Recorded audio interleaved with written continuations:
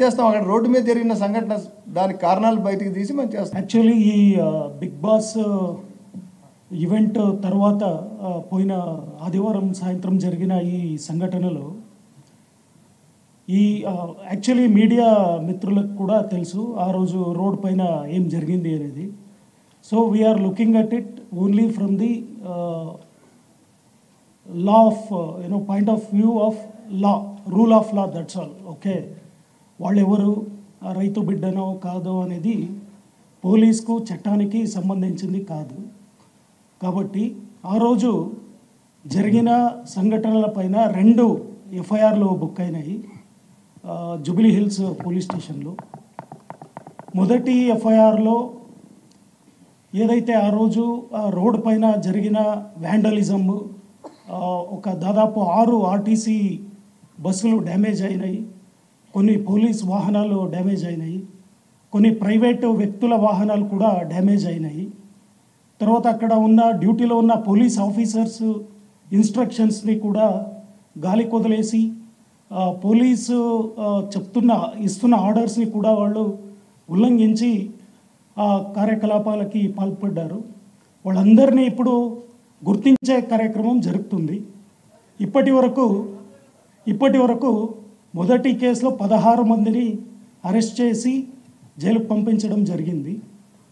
ఈ రెండో ఎఫ్ఐఆర్ ఏదైతే ఉందో దాంట్లో ఎవరైతే మెయిన్ పర్సన్ ఉన్నారో బిగ్ బాస్ గెలిచిన వ్యక్తి, తర్వాత ఆయన బ్రదర్, వాళ్ళిద్దరూ క్లియర్గా పోలీస్ ఈవెంట్ దగ్గర ఉన్న పోలీసు ఆల్రెడీ బయట అన్లాఫుల్ అసెంబ్లీ ఏదైతే ఉందో అక్కడికి వెళ్ళొద్దని క్లియర్ ఇన్స్ట్రక్షన్ ఇచ్చి వేరే రూట్ నుంచి పంపించేశారు. పంపించిన తర్వాత కూడా he clearly violated police instructions and unauthorizedly he came back to the spot and thereby he provoked a lot of people there to indulge in further violence leading to uncontrollable situation. So దాన్ని బట్టి clear based on evidence we are taking strict action. ఇంకా ఎవరైతే అక్కడ those who have indulged in further violence, damaging property, causing inconvenience for hours together, lot of traffic was stopped, lot of private persons were abused, heckled.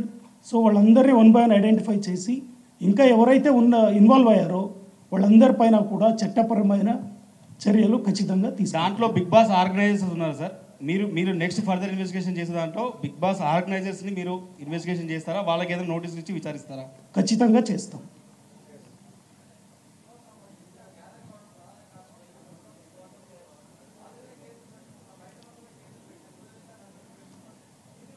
No వదిలిపెట్టలేదు. ఇప్పుడు investigation మొదలైంది.